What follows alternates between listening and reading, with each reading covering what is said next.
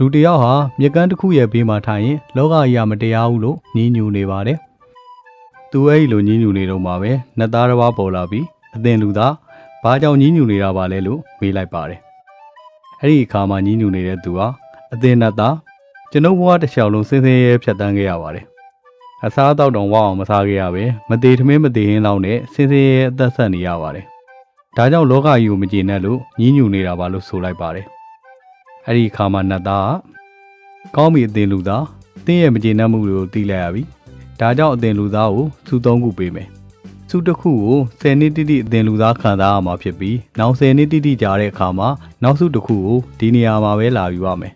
။ပထမဆုံးစုအနေနဲ့တင်းကိုရွေးချယ်တရား2ခုပေးမယ်။လူပေါင်းများစွာအတင်းကိုငွေတွေပေးနေရတဲ့ဘဝမှာနေခြင်းလား။တင်းကလူပေါင်းများစွာကိုငွေတွေပေးနေရတဲ့ဘဝမှာနေခြင်းလား။စင်းရဲသားလည်းတေချာစဉ်းစားလိုက်ပြီးလူပေါင်းများစွာသူ့ကိုငွေတွေပေးနေရတဲ့ဘဝမှာနေလို့ကြောင်းပြောလိုက်ပါတယ်။နတ်သားလည်းပြည့်စီလို့ဆိုလိုက်ပြီးပျောက်ကွယ်သွားပါတယ်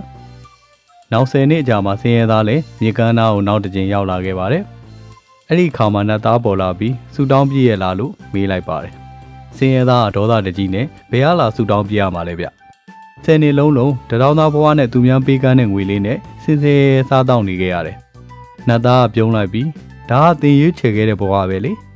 လူပေါင်းများစွာအသေးကိုငွေတွေပေးနေရတယ်ဆိုတာတထောင်သားတွေရဲ့ဘဝပဲမဟုတ်ဘူးလားလူပေါင်းများစွာကိုငွေတွေပေးလုံအားကားတွေပေးအလူတန်းတွေပေးနေရတဲ့ဘဝကသာလုပ်ငန်းရှင်တထေးကြီးတွေရဲ့ဘဝပဲဖြစ်မှာပေါ့လောကကြီးမှာဒါနဆိုတဲ့ပေးကမ်းစွန်ကျဲလိုတဲ့စိတ်မရှိဘူးဆိုရင်စစ်မှန်တဲ့ချမ်းသာခြင်းကိုဘယ်သောအခါမှမရနိုင်ဘူးဆိုတာအမြဲမှတ်ထားပါသင်လူသားကဲ10နှစ်ပြည့်ခဲ့ပြီဆိုတော့ဒုတိယမြောက်စုကိုပေးဖို့အချိန်ကြပြီငွေပုံကြီးနားမှာအမြဲနေရတဲ့ဘဝကိုလိုချင်သလားစာအုပ်စာရွက်တင်နားမှာအမြဲနေရတဲ့ဘဝကိုလိုချင်သလားရွေးချယ်ပါအသင်လူသားဆင်းရဲသားလည်းတေချာစဉ်းစားလိုက်ပြီးငွေပုံကြီးနားမှာအမြဲနေရတဲ့ဘဝကိုလိုချင်ကြောင်းပြောလိုက်ပါတယ်နတ်သားလည်းပြည့်စုံလို့ဆိုလိုက်ပြီးထပ်မံပြောက်ွယ်သွားပါတယ်နောက်10နှစ်ပြည့်တဲ့အခါမှာဆင်းရဲသားလည်းမြေကမ်းတစ်ပေးကိုနောက်တစ်ချိန်ထပ်ရောက်လာပြန်ပါတယ်နတ်သားပေါ်လာပြီးကဲဘယ်လိုလဲအသင်လူသားဒီတစ်ခါရောအဆင်ပြေတယ်မဟုတ်လားလို့မေးလိုက်ပါတယ်ဆင်းရဲသားလည်းစိတ်ပြတ်နေတဲ့ဟန်နဲ့ဘယ်ဟာအဆင်ပြေရမှာလဲဗျာ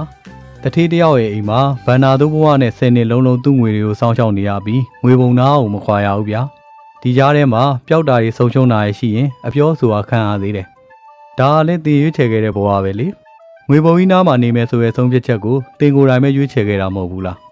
ငွေပုံနားမှာတစ်သက်လုံးမခွာရမ်းနေရတာကဗန္နာသူတွေရဲ့ဘဝပဲတကယ်တထေးတဲ့ကြွယ်ကြီးတွေဟာသူတို့ရဲ့ဘဝကိုပုံမတိုးတက်မြင့်မားစေမဲ့စာအုပ်စာပေတွေနဲ့စည်ရင်းစရာစာရွက်စာတမ်းတွေကြားမှာပဲနေထိုင်တတ်ကြတဲ့တင်လူသာ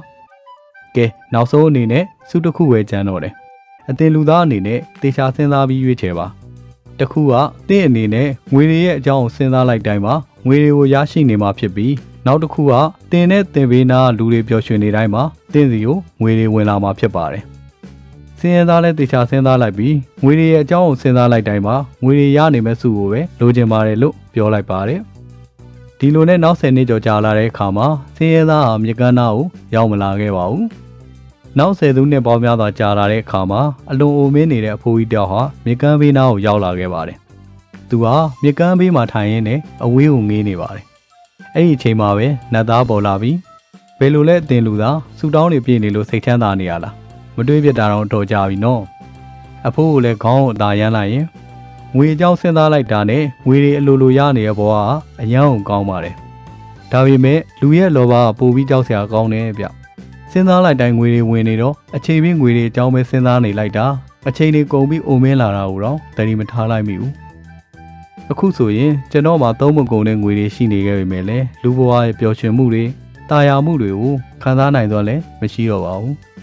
းအဖိုးရဲ့စကားကိုကြားလိုက်တဲ့အခါမှာတော့နတ်သားကပြုံးလိုက်ပါတယ်လူဘဝမှာငွေကအရေးပါတယ်ဆိုပေမဲ့လည်းတဘဝလုံးငွေနောက်လာရဲ့အချိန်တွေကုန်ဆုံးသွားတယ်ဆိုရင်လည်းဘဝကြီးကဘာအတိတ်ပဲရှိတော့မှာလဲပျော်ရွှင်ခြင်းမရှိပဲချမ်းသာကြွယ်ဝတဲ့ဘဝကိုတင်ကိုယ်တိုင်ရွေးချယ်ခဲ့တာပဲလေတင်ဟာတင်ရရှိခဲ့တဲ့စုသုံးခုလုံးကိုအကျိုးမဲ့ဖြုံတီးခဲ့တဲ့သူပဲဟုဆိုကပျောက်ကွယ်သွားပါတယ်အဖိုးကိုလည်းနောင်နာတွေတပွေးတစ်ပိုင်းနဲ့မြစ်ပြင်ကြီးကိုငေးမော်ရင်ကြံရစ်ခဲ့ပါတယ်